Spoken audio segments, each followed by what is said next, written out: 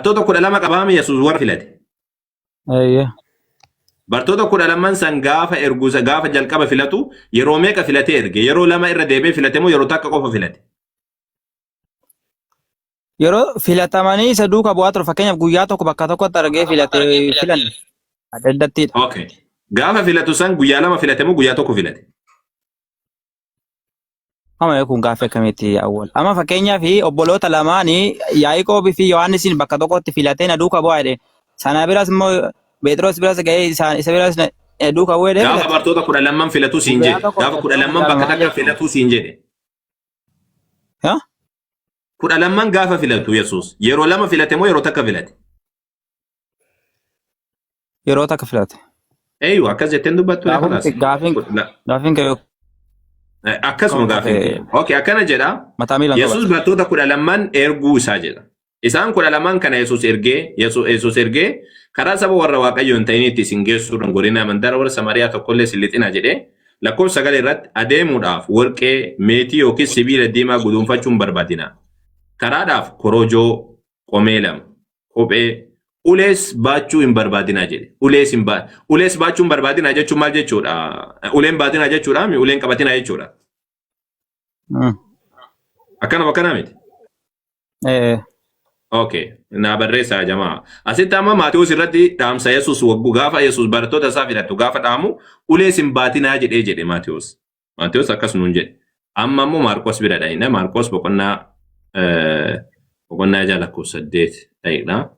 Akkasuma Yesuus wannaa jechuun bartoota 12 yeroo erguu isaadha kunis. Maatewos boqonnaa 10 walitti akeeka.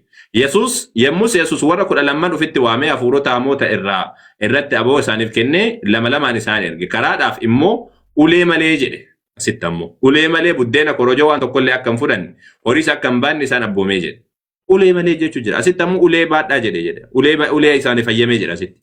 Achitti uleen ayyamneef jedha. Walitti araarsime wal dhabee kun. Maatewosii fi Maarqos waan garaagaraa nutti hin jiru. Ati ulee mee bakka duraa mee yaada macaafichaa ilaalatti. Mata duree macaafichaa irra ka'ii macaaficha ergaa maal of keessa qabata jedhu ilaali malee wanti isaan ilaalin. Jechicha keessa fudhatte malee ergaa macaafichaa hin beekne jechuudha. Ergaa macaafichaa. Ulee fudhadhaa jedhee jecheen suus himna jedhanii lamaan isaatu wal dhabanii bar. Kunoo wal dhabe macaafni. Wal dhabe. Wal faallesse. Wal galaafate. Bakka ammaatti. Wamaa waliin hin bifne. Laa wal faallesse. Yaada inni ibsutu garagara malee. Laa wal faallessee jira. Sirriitti wal faallesse. Wal galaafate malee. Maal jee wal faallesse? Mee bakka duraan bakka kaanitti Yesuus ulee illee baatinaa jedhe jedha. Asitti ammoo ulee malee jedhe jedha. Yaada gaafa tokkicha wanni kun gaafa tokkicha yeroo takka. Waa yeroo takka dubbate akkamitti wal dhaba eegaa macaafni kun wal galata akkamitti ergaa nama tokkoodha akkana jallisan. Bakka duraatti maaliif ergee?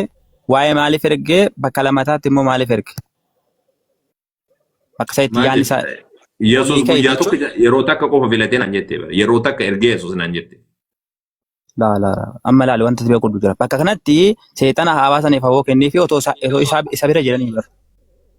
Otoo bira jiru barsi galee fakkeenyaaf amma Yesuus Kiristoos Maatewos 28:19 irratti amma dhaqaa uumama hundatti gaafa jedhu ergaa inni ol nasabuuf yaaliin gobajiiko. Isitti mul'isa. Argu jirtaasa. Kun amma Maarqos boqonnaa 6 lakkoofsa 8 irra. Kun lakkoofsa 8 isa kana. Laal Yesuus bartoota 12 erguu isaa eessatti akeeka macaafni kan kee? Eessatti akeekaa jira? Lukaas 9 Maatewos 10 lakkoofsa 5 haga 6 Lukaas 9 haga 6 irra jira. Tamam? Kun ammoo Maatewos boqonnaa 10 lakkoofsa 5 haga 15 kan si dubbise san. Maal jechuudha akkana jechuun kuniif kun wal qabataa jechuudha. Maaliif na sobuudhaaf yaaltaati?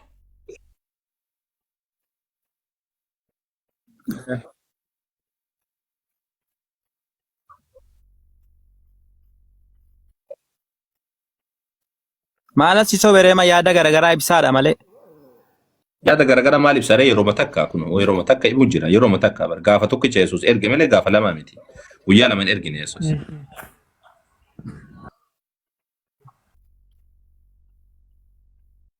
Okay, kabiraa sii kenna iyyee kabiraa sii kenna hojii ergamoota kabiraa sii kenna guddaa siin cinquuti.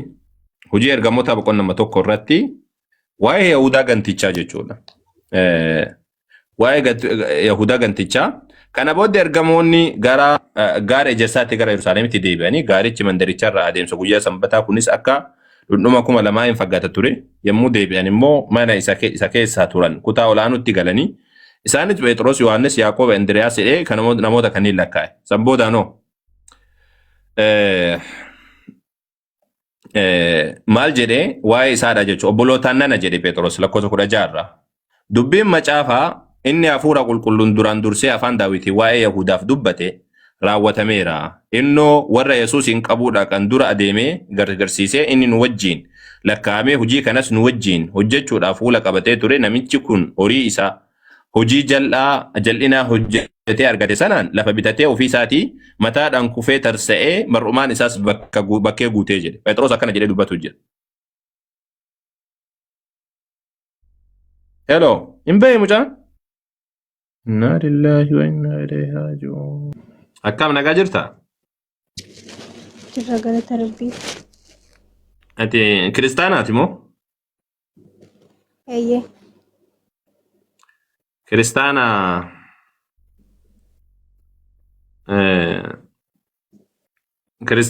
Peenteedha? Eeyyee Peenteedha. Okay. Peentee. Peenteen maalidha? Mee naaf ibsime. Peentee jechuun maal jechuudha? Peentee jechuun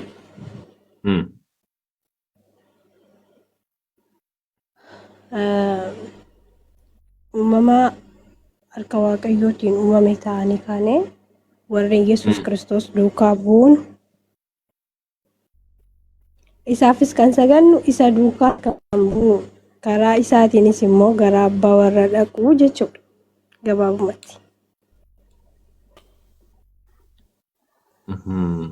Maaliif peentee jedhamtarree? Jechuun peentee jechuun maaliif peentee jedhamtan? Peentee jechuun kiristaanuma jechuudha gabaabumatti. Kun gaaffii salphaadha. Gaaffii salphaadha. Ani gaaffii salphaadha.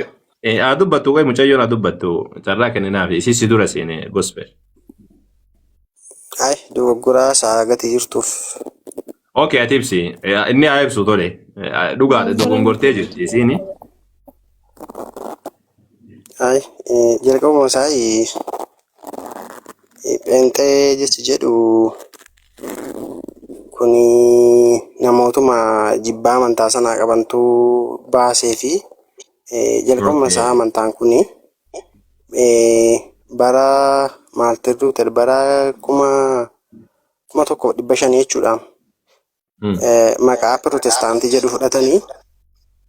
Pirotestaantii jechuun immoo diduu jechuudha. Pirotestaantiyaan jechuun finciltoota jechuudha. Akka kun gaafa Jawaarfaati wanna jedhan san dinne jedhan san wayyaane. Diduu jechuudha hiikisaa. Yeroo sana waldaa Kaatolikii Roomaa irraa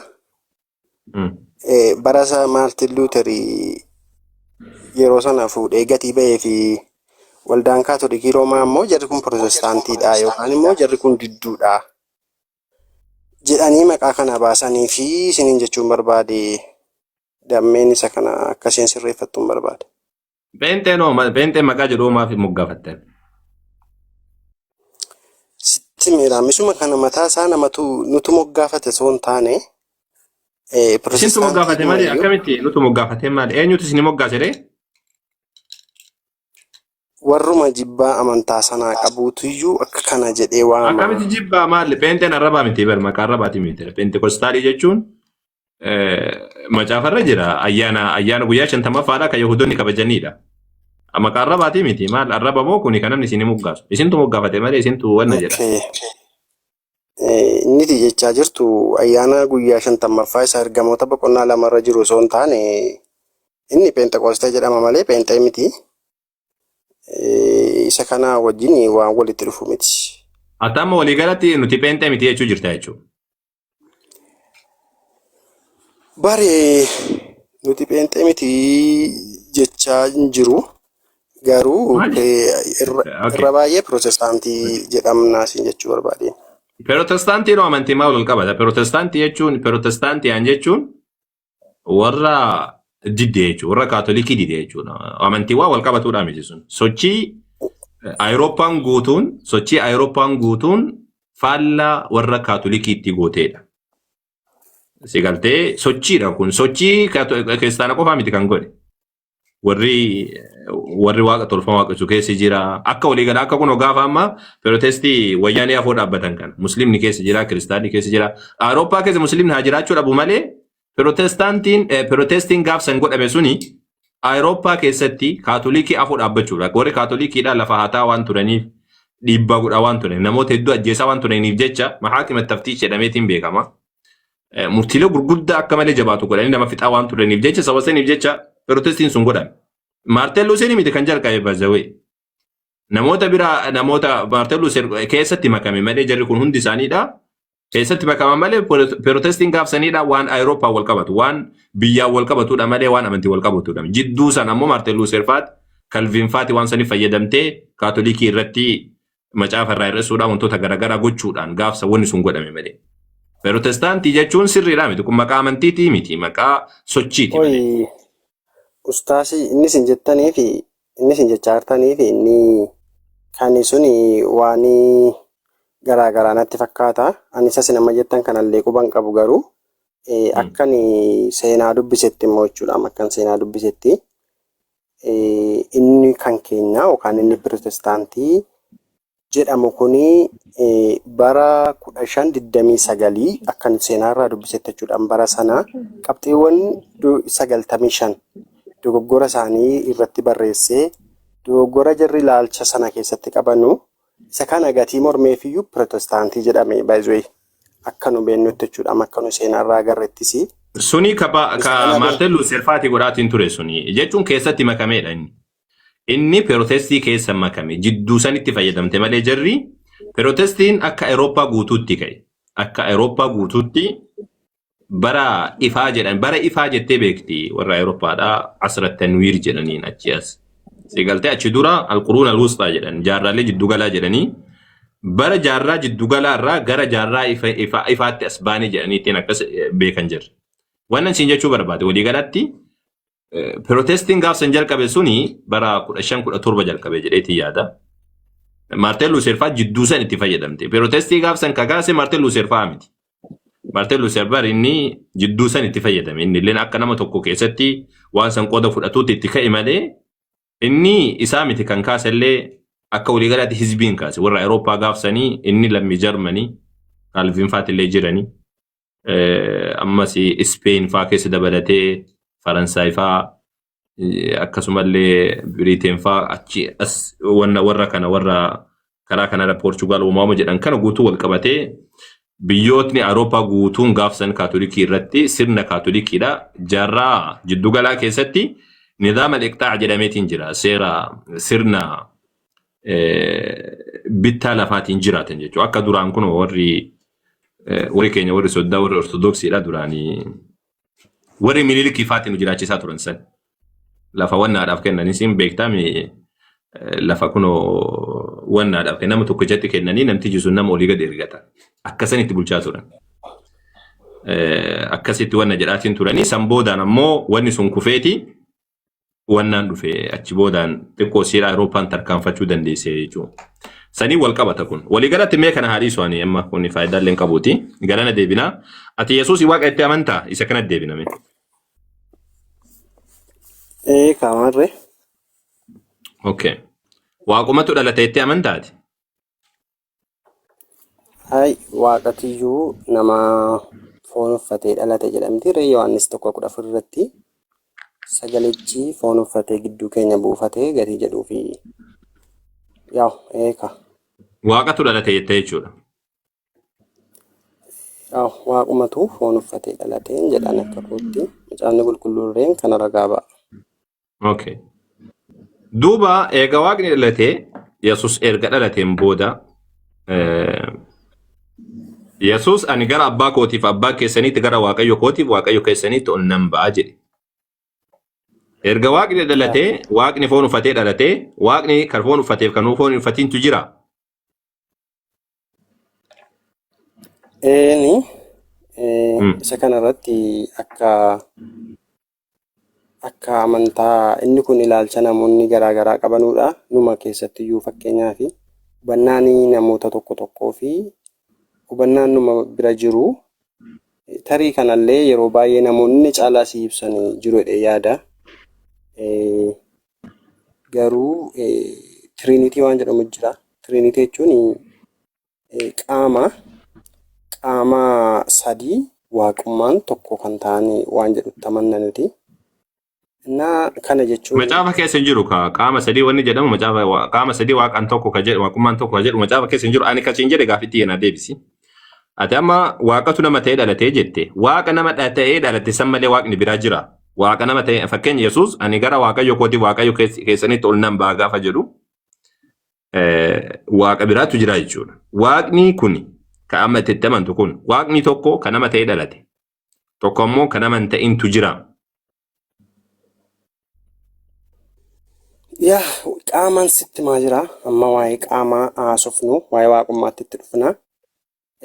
La'a waaqumarraa barbaade qaama jechuun maal jechuudha? Siin ibsaa na dhaggeeffadhu yoo tasgabboomnee waliin haasofne wal hubachiisuu dandeenya. وعليكم السلام ورحمة الله وبركاته. بارك الله فيك يا عبد الله. كيف الأمور؟ الحمد لله رب العالمين. أوكي اتفوف. Innaa gatii kana ta'ee fi asirratti fakkeenyaa fi qaamni foon hin uffanne jira. Qaamni immoo foon uffate immoo jira. كم جتشو مال جتشو جتشو واقني ميكا Garuu جتشو waaqummaadhaan immoo tokko قام وقو جتشو قام جتشو وانا كمي بانتاتي. fakkeenyaaf isa kanarratti mee wayii tokkoon isin gaafadhan isin maaniyyuu fakkeenyaaf isinii biyya lafaa kanarraa hin jiraattu. By the way, wanti isinii galuu qabu ila asirratti wanta isinii hubachiisuu barbaadu Yesuusii maqaa jedhe malee gargar isin jennee by the way. Maqaa abbaatti kan ilmaatti kan afur qulqulluutti saba hundumaa cuuphaa jedhe maqaan immoo maqaa jechuun amma isinii ustaazaa maqaa ittiin dhalattanis qabdu maqaa sadii qabdu amma isin. Maqaan kun immoo sadii isin hin godhu. Isin namuma tokkodha isin jechuudha. Garuu maqaa Asi qaama jettee barate maqaan miti maqaarra kirikiriin qabu. Maqaa miti qaama jettee. yaa Qaama maal nafis. isuma isiniif maaraam qaama jechuun karaalee inni ittiin mul'atedha baay'ee. Karaa inni ittiin mul'ate sanadha malee sadii isinii jechuu barbaadnee miti. Okay. Waaqa nama ta'ee mul'ate san malee ka biraa jira waaqni biraa. Hin jiru. Okay. Yesuusoo ani gara abbaa kootiif abbaa keessanitti ol nan ba'a kan jedhu sun waaqni sun kamin gara waaqayyo kootiif waaqayyo keessanii kan jedhu sun. Gospel takka. Namummaa foon isaatu dubbataa jira ustaas. Inna lillahi wa inna ilaihi. Foon haa dubbatu haa dhiisuuti. Sun qaama uffatee waaqayyo kootiif waaqayyo keessan ka jedhe sun qaama foon uffatee jira nama ta'ee jira sun. Yaa Hin jira. yeroo Ka gubbaa jiru sun moo ka gubbaa jirullee foon nama ta'ee jira moo? Ilaayyuu. Ejoo akkam nu goggootan isaa. Wal keessa lallaaqamneeti. lallaaqamne Seerumaan deebisna. Dide Seerumaan malee deebisna. waanuma salphaadha kun ustaas. Okay, tamaam. Mee waan salphaa erga ta'e naa deebisati. Waaqni kan foon uffate kana malee kan biraa jira waaqni. Waaqni keessan. Okay. Yesuus ani gara waaqayyo kootiif waaqayyo keessanitti ol nan ba'a gaafa jedhu waaqayyo koo ka inni jedheen sun nama ta'ee jira moo nama ta'ee hin jiru inni sun. Namummaa foon isaa sanatu dubbatee siin jechaan jira. Yesuus nama ta'e alatti. Ani waan Yesuus irraa sin gaafanne amma. Yesuus jedha. Waaqayyo koo ka inni jedheen sun gara abbaa koof abbaa keessanii kan jedhe sun nama ta'ee jira moo nama hin taane inni sun. Ta'ee jira. Inni sun ka gubbaa jiru sun illee moo. Eekaa. Waaqayyo abbaan ka jettan sun abbaan illee nama ta'ee jira. Qaama mammalaa waa'ee qaamaa sii galuu didee mammasiif. Namni gaafii kiyya galchuu yookaan inni na deebisu akkamitti mee maal jedhaan. Waaqayyo abbaa ka jedhamu sun ka Yesuus itti ol nan ba'a jedhe sun nama ta'ee jira. qaamni sun nama ta'ee hin jiru. Qaamni nama ta'ee dhalate sun immoo qaama nama ta'ee dhalate sanatu iyyuu jira jechuudha. Foon dadhabaa uffatee gatii jiru. Ati amma duratti wagguu dubbattu Waaqayyo isa nama ta'ee mul'ate kana malee kan biraan jiru naan jettee turte. Amma immoo deebitee kan biraadhaa kan nama hin ta'in jira naan jechuu jirti.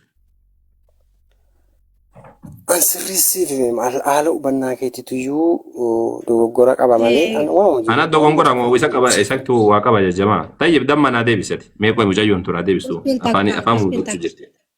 Okay. Galatoom ishee naa deebisirtu. Dura na gargaarti. Innaa maal seetanii Yesuusii waaqa guutuudha nama guutuudha. Jechi inni gara abbaa kottan ollan baa iddoo naqu sanaattis immoo bakka isiniif nan qopheessa achis immoo deebi'ee isin nan fudhadha kan inni jedhee gara biraa jette biyya biraa jette. Otoo bartoota isaa gidduu jiruutidha. Otoo hinduin otoo hin fannifamiin dura. Ati biyya biraa jirtaa siin jedhe ati biyya biraa jirtaati bakka an jiru hin jirtu gaafii kee. Yesuus kan biraan jiraa jechaa jirta barre. Ela Yesuus akkasiin hin jenne dhaggeeffadhu mee. Na dhaggeeffadhu takka na dhaggeeffadhu akkasiin jedhe gaafii kee akkasii galuuf. Waaqayyootu nama ta'e jettee ni amantaati. Eeyyee. Waaqayyootu nama ta'e jettee amantaami. Waaqayyoo isa nama ta'e kana malee kan biraa kan nama hin ta'in jira. Waaqni biraa jira kan nama hin ta'in. Eeyyee Waaqayyoo abbaan hin jira Yesuus ilma. Waaqayyoo. Kan nama ta'eef kan nama hin ta'intu jira jechuudha kaa. Yaa. Lama kaa. Lama. Masha Allah. Lama. Ela siin ibsa. Waaqayyo lama ta'e. Okay naaf ibsa jechuudha. Waaqayyo abbaan hin jira. Yesuus Kiristoos immoo ilma Waaqayyooti. Waaqa guutuudha nama guutuudha. Sababii waan fedhaa ta'u rakkoo miti sani. Isa yoomsi gaafadhan nama guutuu waaqa guutuu sani. Ati bari waaqatu nama ta'e naan jettee kalaas. Waaqa lama ta'e. Waaqni tokko kan nama ta'e jira. Waaqni tokko ammoo kan nama hin taanetu jira. Walii galaami? Isaan meeqam? Lama moo tokko isaan? Kan nama ta'eef kan nama hin taane kun? Elaa gaaffii na gaafatteef deebii sirrii narraa eeggataa jirtu maaliif akka ta'e? Elaa ani yeroo ani fixadhe ishii gaaffii kan biraa na gaafadhu. Ati waan na deebisu bara. Lama moo tokko na deebisi damma. Lama moo tokko waaqa tokko moo lama? Waaqayyo abbaa Yesuus Kiristoos hafuura qulqulluu sadii. Baarakallahu fiikum sheekaadha. Waaqa tokko moo lama kalaa sidhiisiiti. Wallaggeeffataan jirru bara. Ansi gaafachuu jira maa kolfita kalaasii maal jettaa miti waaqa tokko moo lama. Kan nama ta'eef kan nama hin taane kun lama moo tokko. Kan nama ta'e illee Yesuus kan waaqa ta'e illee Yesuus. Ilaa Yesuus lakka akkasiin hin jenne akkasiin hin jenne. Waaqummaa isaa kan ibsu ela dhaggeeffadhu. Waaqummaa isaa kan ibsu waaqummaa isaa kan ibsu. Waaqa nama ta'ee fi waaqa nama hin ta'in lamaan isaa tokko moo lama kan nama ta'eef kan ta'in kun. Astaghfirullah kan tole dhaggeeffatu ela. Ani sitti maan jira barsitu dhaggeeffataan jiru malee. Baga istighfara gooti baga rabbi siyaara akkuma jette kanatti rabbi siyaara. Amen. Thank you. Yesuus waaqallee namallee siin jedhee miti.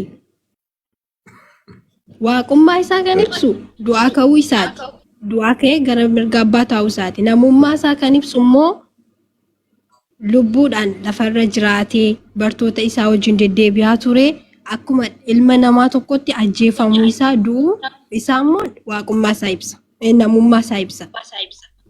Erga du'ee booddee du'aa ka'ee mirga abbaa dhaquu isaa immoo waaqummaa isaa ibsa. Yesuus kanaafiyyuu waaqallee namallee. Akkisiin jedhe yaada ammaa teenya yaa mucayyoo teenya. Akkisiin jedhe jecha kiyya sirriitti hubadhu. Akkisiin jedhe akka waan gospeliin gaafadhe san achirraa fudhattee miidhaa dhaggeeffadhu sirriitti.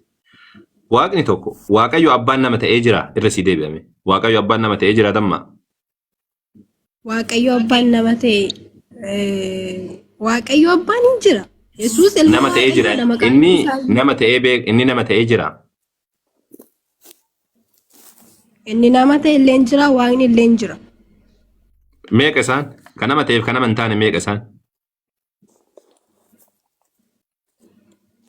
Yesuus Kiristoos nama ta'e waaqa ta'e. Waaqayyo abbaan mirga abbaa. Waaqayyo abbaan waaquma irra jira durayyuu. Meeqa ree isaan? Illee ora basma Sadiidha. Lakkoofsanatti beeka. Lama yookaan tokko naan jedhi malee ati. Sadii Sillaasee warreen jedhaman sadii Sadii? Waaqayyo Abbaa, Waaqayyo Ilma, Waaqa sadii. Hafuura Qulqulluu. Waaqidha moo kan sadii ati ammoo lama iyyuu tulfaatu jiraata sadii tulfaatu. Yaa sadii. Waaqayyo macaafa keessatti namni waaqayyo tokkicha malee waan biraa waaqessu haa ajjeefamu jedha. Amma ati ajjeefamuu qabda khalaas. Macaafa murtii macaafaatiin ati ajjeefamuu qabda. Namni ana malee kan biraa waaqessu yoo jiraate ani kophaa koo lafa diriirse fakkeenya macaafa keessa maal jedha? Mee Isaayyaas keessa baasee sitti mul'isa. Waaqayyo akkana jedhee dubbata. Isaayyaas boqonnaa Ustaas. afurtama. Wayi yeroo sakanaati. Yeroo takkanaati. An gaaffiin keellee naa hubatameera. Eeywa. Garuu waan gargar naa baastu qabda sitti waaqummaan eenyummaa isaaniiti moo maqaa isaaniitti gaafataa jirtati. Ani eenyummaadha malee maqaa miti. Maqaa irra dhibban qabu. Fakkeenya nu birattuu rabbiin maqaa baay'ee qaba. Maqaa miti kan nuti an gaafatu jiru eenyummaadha yookaan maalummaadha. Maal? Fakkeenyaaf amma ati abbaa wagguu jettu abbaan nama hin taane. Kanarratti walii gallaami? Okay, amma bakka amma siin ibsaan dhaggeeffadhu. Amma ankanin siin falmaa ture jechuudha. Yesuusii waaqaa jedheen siin falmaa ture. Garuu immoo abbaa fi Yesuus immoo eenyuun isaanii persanii isaanii tokko dheesitti falmaan turre. Abbaan abbaadhaa, Yesuus ilma isaati. Okay. Yesuus abbaa miti. Abbaan Yesuusii miti. Eeyyee. Isaan meeqa jarri kun? Persaniidhaan? Waan fedhan meeqa isaan? Eenyummaadhaanii tokko. Eega tokko ta'an maaliif walumaan nama hin taane? Maaliif tokko nama osoo hin ta'in hafee tokko ammoo akkamiin nama ta'a? Eega tokko ta'an isaan. Si hubadhe siin ibsa. Amma naafati eenyummaan keenya maaloodha amma naafati. Nama miti? Nama. Anillee nama. Atillee nama lama jedhama. Anaafi ati nama lama. Garuu qoigaa eshi. Anaafati nama lamaan keenya jiru. Eenyummaa keenya inni kun. Garuu jechuudha. Eenyummaan keenya tokko garuu namummaa eenyuun keenya immoo maqaa garaa garaa qabna, amala garaa garaa qabna, wantoota garaa garaa ta'e qabna nuyi. Anaafati meeqa? Anaafati nama meeqa? Isa akka kanaatiin barbaadde taanaan tokko miti jarsi. Anaafati meeqa? Lama anaafati. Yesuusiif Waaqayyo meeqa? Garuu eenyummaa tokko. Yesuusiif Waaqayyo meeqa? Lama jarris. Masha Allah. Harka rukutaafi. Kalaas. Tanuma wanni beekaa dubbachuu qabdan. Macaafa keessa ammoo waaqni lama hin jiru. Macaafa keessatti namni waaqni lama jedhee dubbate ajjeefamuu qaba. Amma atillee ajjeefamuu qabda gospelillee. Akka macaafaatti murteessee beeki. Maaliif jennaan Waaqayyo ana malee kan biraa waaqessin jedhamee macaafa keessa dubbatee jira. Yesuus illee akkasuma jedha. Waaqayyo gooftaadha jedha. Kophaa isaa lama hin jiru. Wanni lama jedhamu hin jiru macaafa keessa. Waaqni lama hin jiru. Siin ibsaa qoy. Kalaas mana murtii dhaabbachuu qabdaati. Isin lamaanuu mana murtii dhaabbachuu qabdanaatiif dammaan illee. Uumamaa Ishi galatomaadha kun qabu. Ishi. uumamaa 11 damma qoy. Eenyu kana abdii jirtaa mee abdii yoo jiraate mee abdii dubbisaa qoy. Yeroo takka jidduudhaan naaf eega. Abdii jirtaa? Jira ustaas. Amma maaltu wayyame? Akkuma isin jettan ustaas. Gaaffiin qabaan dura. Akkan jedhuun beektaati yallaa bu'iitti bani beektu. Ayyeeshi. Man salaatiin bana inshallah gastii mucayyoo irraa gaafii Allah bira. tamaam deemiti salaatii kootu yallaa dafiiti. Okay. Tamam. Ustaas. Maal jettee Macaafa qulqulluu irraa uumamaa yeroo namni cubbuutti kufu jechuudha. Maal jedhaa uumama 11 irratti jechuudha wanti suni nu keessaa akkasa tokkodha Waaqayyo gaafa dubbatu jechuudha. Nu keessaa namni muka sanatti nyaachuu isaatiin nu keessaa akkasa tokko akka jechuudha akkati yaaddutti. Meesti Isa kana uumama 11 dhaqii baasadhu. Uumama 11 miti kun uumama 3 lakkoofsa 21 irra jira. Inni kam? Kaati jette kun Sirriidha. Inni uumama 11 immoo inni immoo kottaa akka bifa keenyaa fi gabbuunee kottaa jechuun afaan namaadhaa waliin dhoofnaa jedhe. yaa achi kottaa akka bifa keenyaatti akka bifa fakkeenya keenyaatti nama hin uumna. Sun ammoo boqonnaa tokko irra jira. Lakkoofsa 11 boqonnaa 11 irra kan jiru kottaa gabbuuneetiin afaan namaadhaa waliin dhoofna jedha. Yaa inni an ammasiin jedhe immoo uumama tokko irratti nama hin uumna. Kottaa hidhaaraa danuudha jechuudha wanti sun. Singilii miti. Maal kuni maal wal qabatare kun nama lama jechuu agarsiisa. Kottaa kan jedhu namoota baay'ee waamu jira kumaatama nama miliyoona illee ta'uu danda'a. Haa ta'u akka nu keessaa immoo akkasa tokko hidheera. Inni sun kottaa jechuun uummata bira jiru guutuu waan bira jiru guutuu kottaa jechuun jira waaqayyo. Jarri bira jirtu ammoo eenyudha? Wati jette malaayikaa fa'aa ta'a yookaan kan biraallee ta'a. Inni sun sadii waan jedhu agarsiisu miliyoona ta'uu danda'a, miliyoona 200,000 ta'uu danda'a, 300,000, 500,000 ta'uu danda'a. Kottaa jedheen waaqayyo. Maal suni maaliin kana wal qabatare sun? Sun waan kana wal qabatudha. Nu keessaa akkasa tokko jechuudha. Nu keessaa akkasa tokko gaafa jedhu maal jedha itti yaaddameesti. Nu keessaa oguu jiru nama miliyoona ta'uu danda'a, nama 50 ta'uu danda'a. Sunilleen sanu. Maal kuni waan lama sadiin maal jechuu argisiisa? Bifuma sirriitti gaafa haasoftu maal jechuu argisiisa? Waan kana beektee waan akkana siin jedhee fi isa kana macaafni kuni eenyu bira ture jalqaba. Osoo Yesuus hin dhufin dura eenyu bira ture? Eenyu bira ture? Macaafni kun seerri uumamaa faati. Nama bira ture kaa? Namoota akkamidha? Yahudota bira tureemi?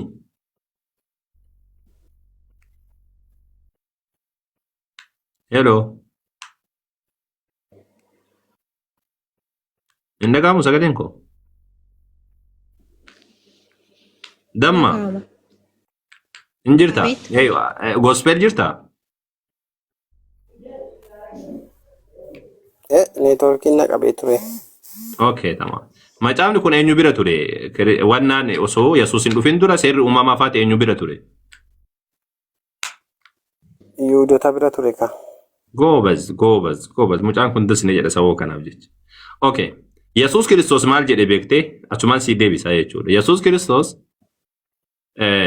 Maatiyos boqonnaa 23 irratti warri Fariisotaadhaa bakka Muuseedhaa bu'anii hin barsiisu. Macaafota isin barsiisu. Waan isaan jedhan fudhadhaa eegaas jedhe. Waan isaan jedhan isin barsiisan fudhadhaasii eegaasii jedhe Yesuus. Barsiisonni seeraatii fi Fariisonni isin barsiisuu jedhe. Seerri uumamaadhaa hiikkaa ati kennitu sun taane hiikkaa warri Fariisotaatii fi barsiisonni seeraa ittiin barsiisanii hubachuu qabdaati. Yahudonni takka akkana jedhanii hin barsiisan. Takka kottaa akka jedhu kuni eenyudha jedhanii barsiisan warri Yahudotaa?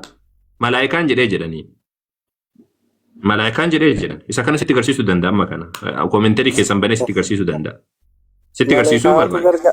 Gargaari malaayikaatti mari'ate?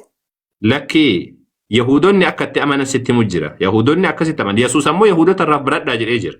Macaafa seera uumamaa seerota kanneen macaafa Musee irra kan bakka bu'ee barsiisuu jara jedhee jira. Jararraa fudhachuu qabdaa jechuudha. Hiika kan keetiitti deemuu qabdu. Mee waa si agarsiisaa tayyib ani mee sitti agarsiisaa yeroo takkanaaf hawwisi koomentarii keessan banee si agarsiisa. Koomentarii koomentarii jette biyyi. Okay. Bible Hub.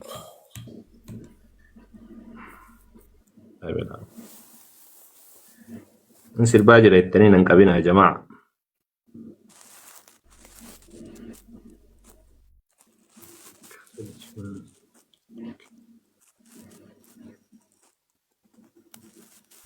Seera uumamaa. Aywa. Seera uumamaa boqonnaa tokko lakkoofsa 20 kan biriidichi kana fakkaata. Lakkoofsa 26.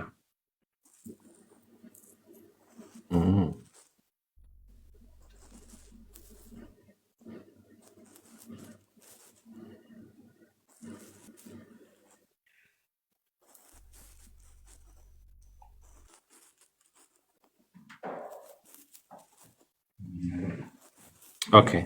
Mee sitti agarsiisa. Ingiliffa beektaati gospel. Isti amma ta'e. Okay, walumaa yaalla tole. Qosii banu jira. Yeroo takkanaaf eegi.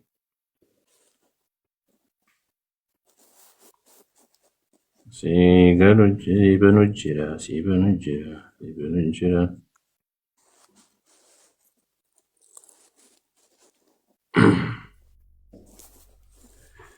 Jireeti.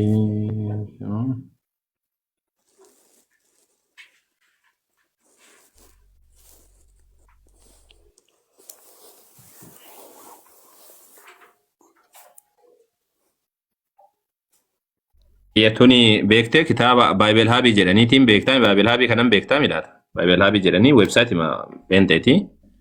Komentari nambar illee komentari isa kanaadha. Cambridge Bible for schools in the colleges jedha. Universitiin Cambridge ka beektota gurguddaadhaan qopheesseedha waan muslimaatii mitiin jechuu barbaadee ta'e. Hundaafuu wanni kana sitti fidee fakkaati wanna jettuufi malee waan biraatiif miti. Maal jedheetiin dubbataa argu jirta asitti mul'ataami? Mul'ata. Aywa. Akkamitti mee dubbisme akka hubattuuf. Meesti wal tokko. It was the old Jewish explanation ka jedhu kan dubbis. It has been explained as the plural of amma gaa mul'atu. La isaa miti ila kana ka ittaanu kan ka Jaafar jiru kan. Okay. It was the whole Jewish explanation that God is addressing the inhabitants of the heaven and the thought of the devout Israelites. God was one, not isolated.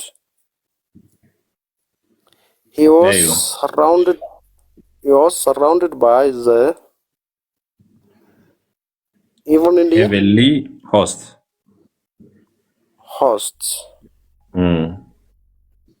Maal jechuu jirame akka tubattee teechuu kooti. Musti al tokko irratti qabaasti. Dubbisa malee xiinxallee. Faasaa malee hin jiru. Oromiffattillee isinii kun madanda'a laakiin ammoo hundeedhaan ka jiru isa kanaadha.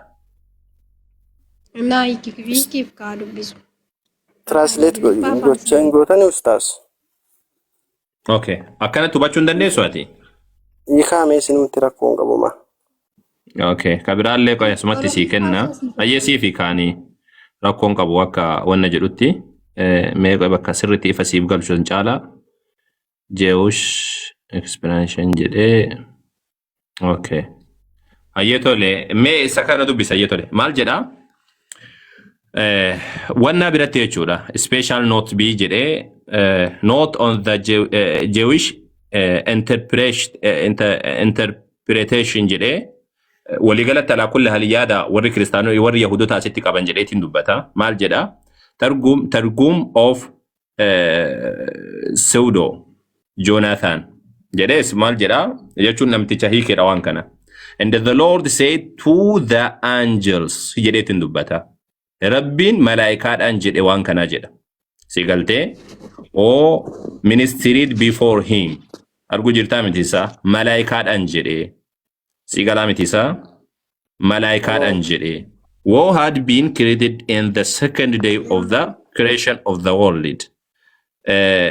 Let us make man in our image, in our likeness. Akkana jechuun malaayikaadhaan rabbiin guyyaa jalqabaa uumusam jarri uumamaniiti jara waan uumee jiruuf jecha guyyaa jalqabaatti waan uumee jiruuf jecha guyyaa achaanutti ammoo nama akka bifa keenyaatti haa uumnu koottaa jedheetiin malaayikaadhaan dubbatee jedha. Yaanni wannaan jedhan isa kanaadha.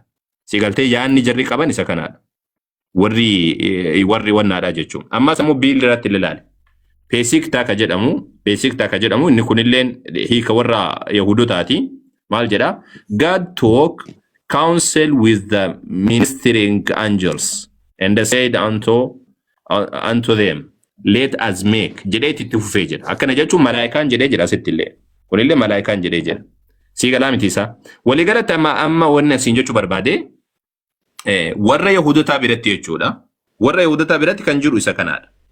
Warra Yahudotaa biratti kan jiru isa kanaadha. Lammaffaan ammoo hiikni lammaffaan jiru Rabbiin gaafa akka jedheetiin dubbatu guddina ofii himuudhaafi kan jedhu. Ka duratti amma si dubbisiise kana jechuudha. Ka duratti amma si dubbisiise kanallee akkasitti jira. Rabbiin guddina ofii himuudhaaf jecha beekaa guddina ofii agarsiisuudhaaf jecha koottaa nama hin uumnaa jedheetiin dubbatee ka jedhullee jira. Hiikalla kanneen lamaan waliigalatti kan Yahudota bira jiru. Atilleen bifa kana hubachuu qabda malee hiikni kiristaanonni booda irraan fidan waan macaafa wal qabatuudhaa miti. Akka Yahudonni jedhanitti hubachuu qabda. Macaafni kun Yahudota bira akka isin amantanitti waggaa 1500 naannoo san kan ta'u Yahudota bira ture. Isin ammoo dhuftanii hiika kophaadhaatti kennitan.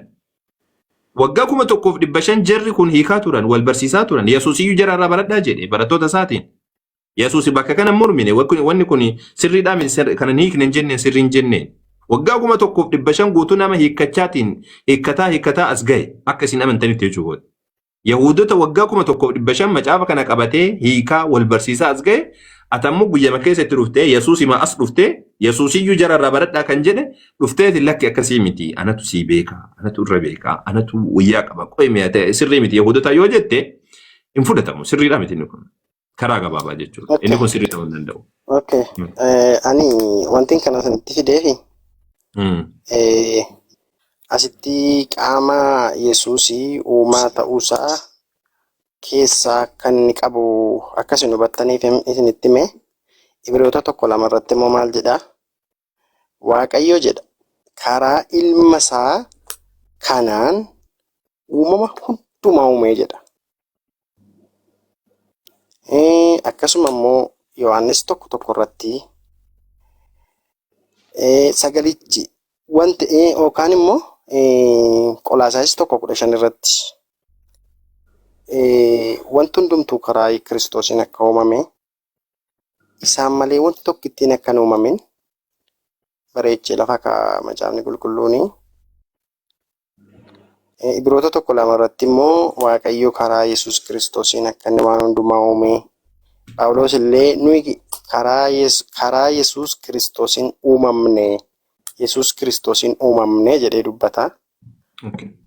Kanaaf Yesuus Kiristoos Waaqa akka ta'e. Hayyee kana sii deebisee abdii yoo salaatti dhuftee jiraate deemati sii deebisee kana. Karaa Yesuusiin uumamu jechuun kun yaa goobazii koo Phaawulos sirriitti ibseetiin jira. Sirriitti ibsee jira. Hafuura qulqulluudhaan karaa Yesuusiin uumamu eenyutu nu uume jedha Phaawulos oguu dubbatu. Abbaatu nu uume jedha. Karaa eenyutiin nu uume jedha. Karaa Yesuusiin nu uume jedha. Akkanuma garaa miti. Karaa Yesuusiin Waaqayyo nu uume jedhamu jedhu Phaawulos. Jedhee. Yesuus nu uume jedhee beekamoo Yesuus nu uume jedhamu karaa Yesuusiin Waaqayyo nu uume jedha.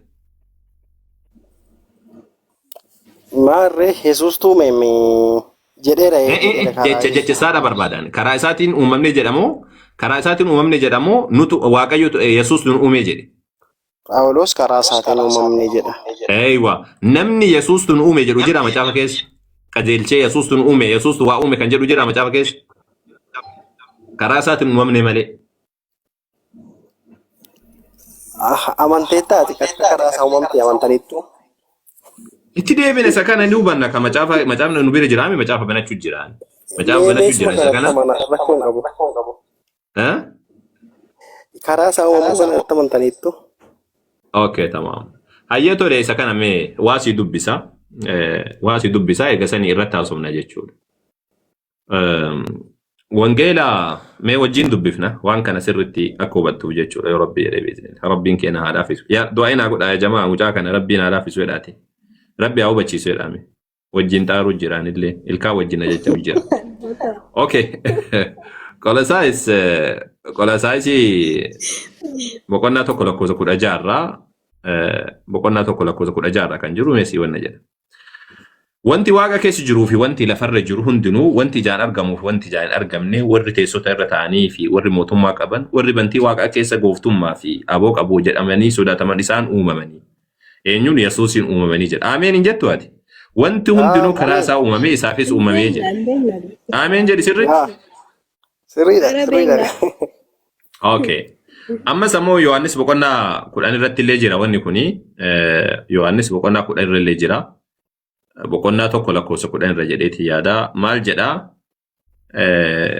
Inni biyya lafaa keessa ture, biyyi lafaas isumaan ta'e. Biyyi lafaa garuu isa hin beekne jedha. Isumaan ta'e jedha. Ameen jedhi kanallee. Ameen. Ameen. Okay.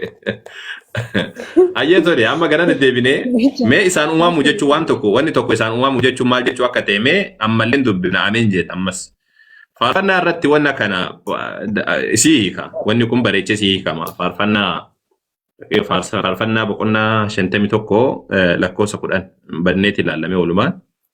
Maal jedhaa lakkoofsa 10 irratti garaa qulqullaa'aa naaf uumi yaa Waaqayyo hafuura dhaabataas ana keessatti haaressi jedhe. Bakka kanatti amma wanna jedhee iyyuu malee ana keessatti maal jedhee garaa qulqullaa'aa anaaf uumii jedhe.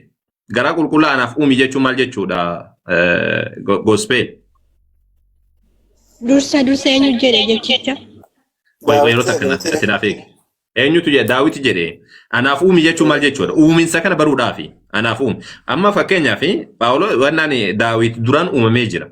Duraanuu jira Daawit. Kadhachuu jira kun dhaabbatee kadhachuu jira. Garaallee qaba. Garaallee hin qaba kun. Anaaf uumii jechuu jira. Maal jechuudha anaaf uumii jechuun? Okay, iddoo kanarratti anaaf uumi jechuun saayi. Garaa qullaa anaaf uumi jechuun isaa garaa koo kana akka inni qullaa'utti naa sirreessi jechuudha yookaan garaa koo Masha Allah, Masha Allah, Masha Allah, Masha Allah. Mucaa kanaaf bakka rukutaa. Khalaas Yesuusiin wanni hunduu uumamtee jechuun wanni hunduu haaromfamtee jechuudha. Karaa sirriitti deebifamtee jechuudha. Uumu jechuun isa kana. Dura namni fakkeenyaaf amma nuti duraan uumamni wanni lafarra jiru wanni teessoorra jiru gutuun isaan uumamanii jedhe jechuu jira Phaawulos. Wanni hundinuu erga isaan uumame jedhe isaan uumame jechuun isaan haaromfame. Isaan deebifamee qajeelfame. Karaa qajeelaatti Yesuus isaan fidu jira jechuudha. Isa kan ammas dabalee sii kenna. Dabalee sii kenna ammas. Maal jedha Efesoon boqonnaa 4 lakkoofsa Efesoon boqonnaa 4 lakkoofsa abbateetti si mul'isa. Mee kootu yaa Efesoon. Efesoon meetii yaa jamaa maaliin na jala badhee kootu boqonnaa 4. Boqonnaa 4 lakkoofsa 14 jechuutti yaada. Boqonnaa 4 lakkoofsa 24 maal jedhaa? Namummaa haaraa isa qajeelummaa fi qulqullummaa dhugaatti fakkaatti Waaqayyootiin uumame uffadhaa jedha Phaawulos. Namummaa haaraa isa qajeelummaa fi qulqullummaa dhugaatti fakkeenya Waaqayyootiin uumame uffadhaa jedha. Namummaan haaraan kan fakkeenya Waaqayyootiin uumame kamini? Neestiirra deebi'ame. Namummaa haaraa isa qajeelummaa fi qulqullummaa dhugaatti fakkaatti Waaqayyootiin uumame uffadhaa jedha Phaawulos.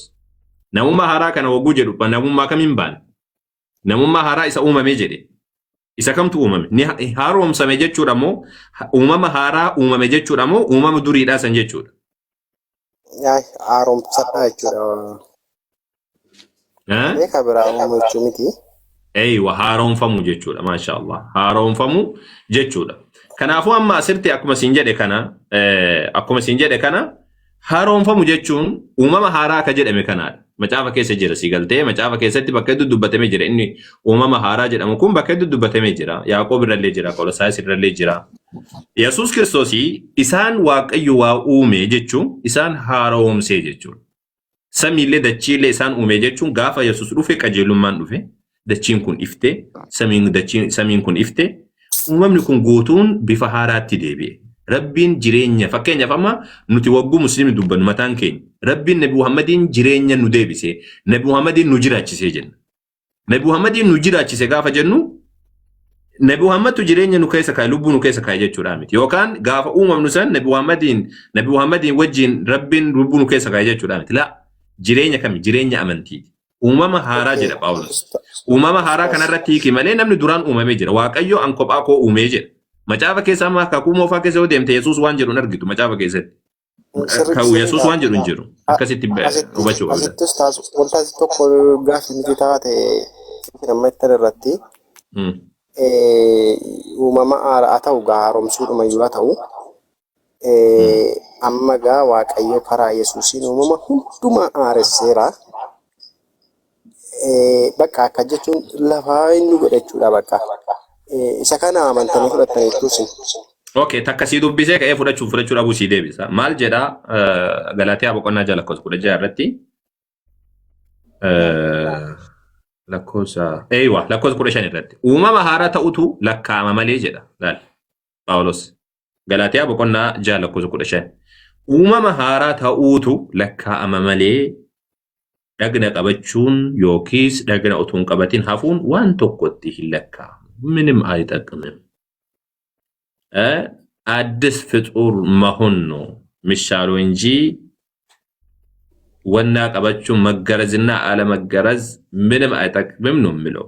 ሲገልጤ አትክታነቴ ክታነቹ ደባቴን ረኮዳ ሚቲ ኡመመ ሐራ ጀደ ኡመመ ሐራ ከነቱ ኢየሱስን ኡመመ ወን ሁንዱምቱ ጋፈ ጀደም ኡመመ ሐራ ከነቱ ትባና ጳውሎስ ከትባኑ ሰከና ከናፉ አማ ኢየሱስን ወን ሁንዲሳ ሲረፈመ ከንጀሉ ከነ ሙስሊም ይተመነኑት nubar Yesuusin hin komannu isin komanna malee isintu balleessee jenna malee nuti Yesuusin takka isatuyyuu inni rabbiin isaan uumama haaraa kana nama hin jiraachifne ifa addunyaati miti hin jennu nuti inni ifaadha isintu waan inni jedhe isaan ni deemnaan jettanii dukkana gootanii isin jechuu jira amma wanni isin ibsuu dadhabdan waan inni barsiisee miti itti dabaltanii gara biraatii fiddanii Sillaaseen hin dubbanne cubbuu Aadam hin dubbanne waan inni barsiisee miti nama guutuu waaqa guutuun dubbateen beeku waan amma isin jettan kana guutuu waan kiristaanitti amanu takkaa Yesuus hin dubbanne inni ifaadha jennee itti amanna nuti ifaadha addunyaa kanaaf rabbiin ifaa isa godhee isa erge itti amanna muslimni kana garuu ammoo kan jallise karaa irraa maqse isin kiristaanota macaafota barreeffattanii macaafota walitti qabdanii macaafa tokko irratti waliin galle macaafota garagaraa qabattanii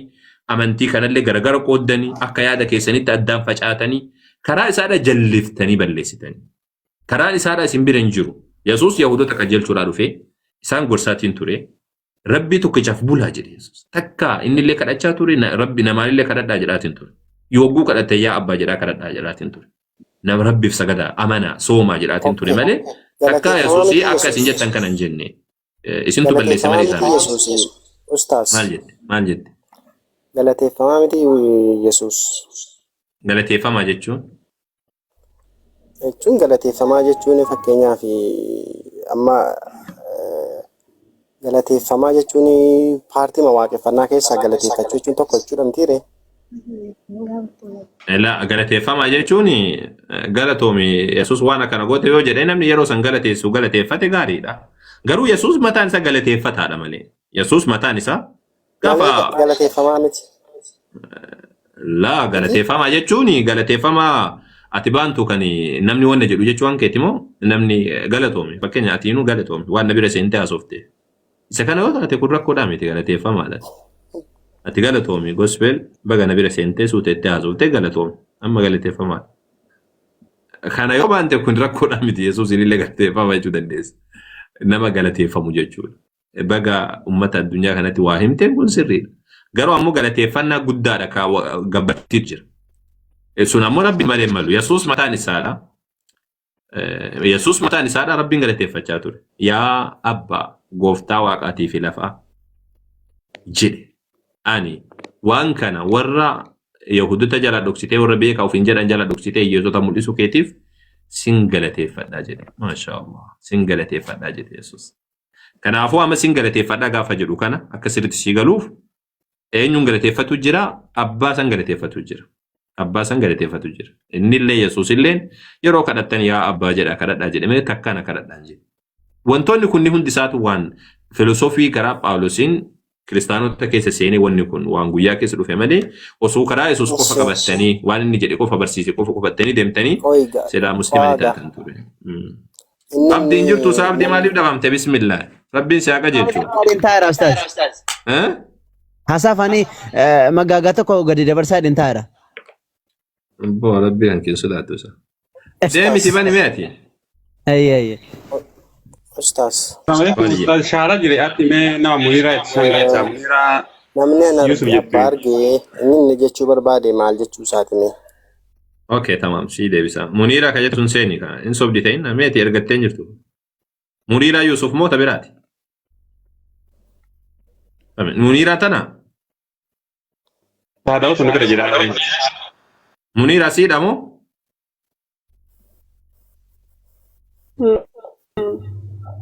Muniira. أيوة السلام عليكم ورحمة الله وبركاته أستاذ. وعليكم السلام ورحمة الله وبركاته. Sibiira jedhamu namni shahaada qabatu. mucayyoo tokko bukkee jirti Ustaaz. Jalqaba mucittiin musliima turte yaani waggaa 8 dura nam Neetworkii kan keessirreessi musliima turtee maal taatee tokkotu karaarraa bute. mucaa kaafira tokkotti heerumtee isa booddee kaafarte. Ishi qoomni takki. Achi booddee garuu mucattii amma akkanatti himtetti garuu ani inni jalqaba musliima ta'e ture isa booddee gaafanii mucaa tokko goradhu kafaree jette Ustaaz. Deebi'ee kafaree gaafa mucaa da'uu jette isa booddee immoo ani musliiman ta'uu yoo barbaade amantii koo ortodoksii ta'ii an kanaan achi immoo ani hin ta'uu naan jennaan anis hin ta'uun jedhee akkasuma isa 8 hin tsoomne hin salaanne wayi masgiida hin deemne wayi beetakiristaanii hin deemne akkasumaan hin jiraachaa ture jette amma immoo biyya alaa kana dhuftee amma immoo shahaada qabadheeni musliima ta'uu barbaada naan jettee naani ashiin jedhee gara shahaada si geessa jedheeni na bukkee jirti amma. Rabbiin si haalaafisu jedhee. Isa kanaaf yeroo hedduu kan dubbadhuuf isa kana nama dhiira haa ta'u dubartii haa ta'u nama siif jecha amantii jijjiiradha jedhu bultii wajjin ijaaratina abada. Isinitti yeroo hedduu deddeebi'ee dubbadha waan kana. Nama siif jecha bultii amantii jijjiiradha jedhu jazbaadha. Wama takka hin jiru kijibaadha.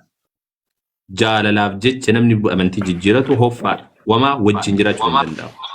Sini galtee amantii erga qabateen booda erga gadhaabateen booda rakkoo miti. Rabbiif jecha qabatee yoo jedhe intalli illee rabbiif jecha yoo qabate bultii wajjin jiraachuun rakkoodhaa miti. Sini galtee eega inni islaamummaa qabate eega namni sun tole erga rabbiif jecha qabate rakkoo meeqa keessa dabre rakkoo miti kana bultii wajjin ijaarachuun. Garuu nama tokko bultii wajjin ijaaradha jedhanii amantii walii jiruun waan fokkataadha akka malee. Akkuma mucayyoon tun taate taana ta'a jechuun waan hundi isaatu hin bada. Sababni isaa isin galtee fakkeenyaaf dhiirri faa keessattuyyuu dhiirri kijiba baay'ata bakka bultiititti. Kuni mujarra. Dhiirri ni kijiba bakka kanatti. Yeroo fuudhuudhaaf ka'u kijiba meeqa tuulee intala mataa joonjisee erga sanii fuudhee ka'ee jeta abbaati isheedhaan. Gaafa duraadhaa adurree ta'ee erga sanii goofadana ta'a gaafa fuudhee harkaan gaate jechuudha. Achi hayyee tole mee haasawan dheeressu mucayyoo maddeebina jirta sagalee na dhageessi amma isitti kennime. Isin dhageessi dubbadhu. Hayyee akkam jirta goobazii? Nagaa kooti alhamdulillah. Fayyaadhaati akkam nagumaami? Alhamdulillah. Okay.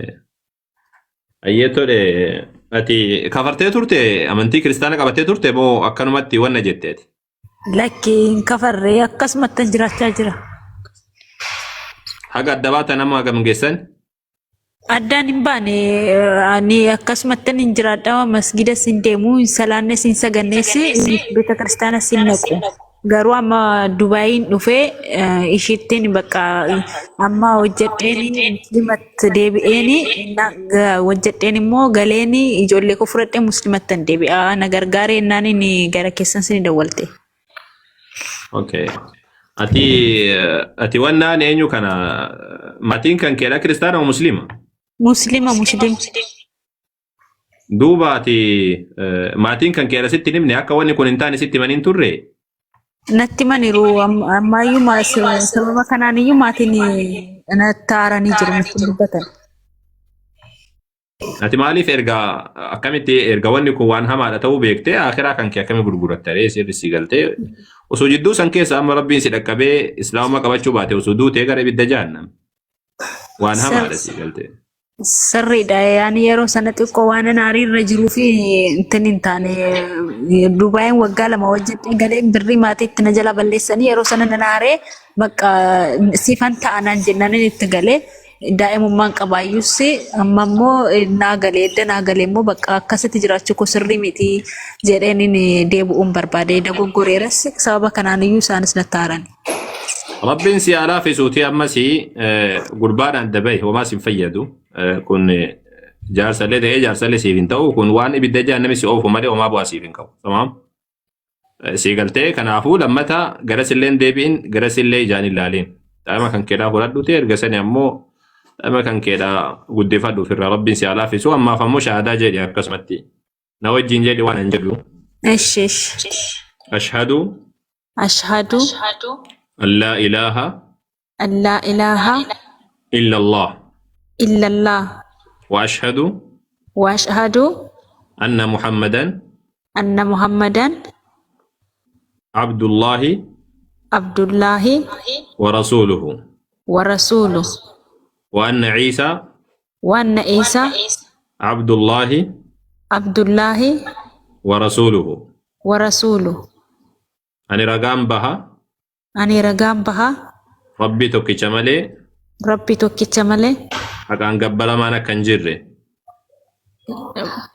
أكان قبر ما كان جري نبي محمدس نبي محمدس نبي رقاتي في نبي رقاتي في إرقام ربي أكتا الرقابة إرقما ربي كتائي رقانا بها رقانا بها عيسانيس إيسانيس يوكان يسوس كريستوس يوكان يسوس كريستوس قبرك ربي تيفي قربتش ربيتي في إرقام ربي أكتا إرقما ربي كتائي رقانا بها رقانا بها خلاص أجنما ربي سر عقبلوتي صلاة جلك بمرة جلك بيدي صلاة إيجاد لما تأمو علاقة دوران جرتو سن إبدا جاء نمسي أوفيكوني سيغاتيتي الرافقات وانا كسيكا تمام إيش يو آري جتتو ماني يو آرتياتي أينيوم ميتا سماتي كان كيتلي ميتي مي كان ميتو أوف ميتا كافر وجين جراچو يچوني باي الفاتا سيغالتي نما ربيتي كافر وجيني كاني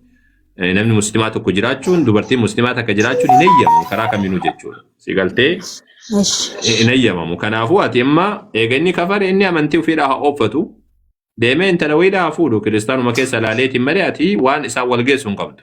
Daa'ima kan kee fudhadhu quraana qara'ii waa baradhu irraa fagaadhu jiraadhu.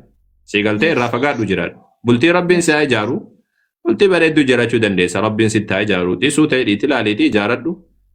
Isaan ammoo guutumaan guututti addaan cite amraa jalqabeeti. Yoo kan rabbiin najaa nan baajittu taate. Yoo ammoo maaliif siin jedhi si fakkaate jiruu duniyaa tun xiqqoo. Jiruun duniyaa tun xiqqoodha beekte. Amma ati amma ilmoo argattee jirtaa mi'am saatii kan. Ammoo taqriiban achi yoo deemte waggaa 40 waggaa 50 guddaa yoo jiraanne amma boodaan. Ammoo nu bira geessi eegalte waggaan 10 ammoo dabarti. 20 kama dabarti argita. 30 kama dabarti argita. Osoo man beekin maaluma hojjedhe osoo wamaan hojjennu osoo jettu eegasanii ammoo qabrii kama seenti argita jechuudha. Kan boodan fuuldura rabbiidha dhaabban. Jiruu duniyaa kanaaf jecha waan xiqqoo kanaaf jecha rabbii kan keedhaa hin waakkatini rabbii kan keetitti illee hin kafarini akkasi jiraadhu siin jechuu barbaadeeti. Rabbiin si haa laaffisu siin jedha akkasi. Ayyee ustaaz galatooma ayyee inshaallah. Amma jechuun salaanii jechuun waggaa 8 guutuun soomanne mucayyoon kun amma akkamtaa egaa soomaniif ustaaz. Wannaani jechuun mucayyoo hin shakkee beektee silaa yoo islaamummaa keessa turte qadaa baafti waggaadhaan qadaa baaftu. Yoo ammoo islaamummaa keessa turte duraan jechuudha.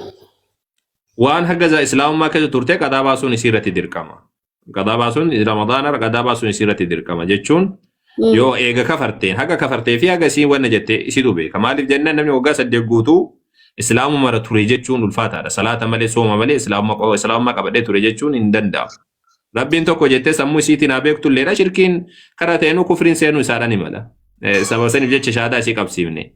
Isitu irra beeka amma isa kan. Ati waan gootu akka hundattu saatii kufriin si keessa seene saatii jecha kufriidhaan wayii dubbattee irra jalqabdee qadaan sirra hin jiru. Garuu ammoo achi dura gaafa islaamummaa keessa jirtu waan dhiiftee sooma dhiiftee guutuu kafaruun sirratti dirqama. Kan ammoo wannaadhaas kaan ammoo kasalaataadhaa sun ammoo suuta laalanii. Ayyee inshaallah ayyee galatooma. Fakkeenyaaf barana waggaa tokko ji'a tokko yoo kafaltee bara dhufuu ji'a tokko haga dandeesseen sooma ofirra kafalaatiin deemi. Tamaam. Ayyee inshaallah ayyee galatooma rabbi sirraa jaallatu ayyee jazakumullahu khairan. Tamaam.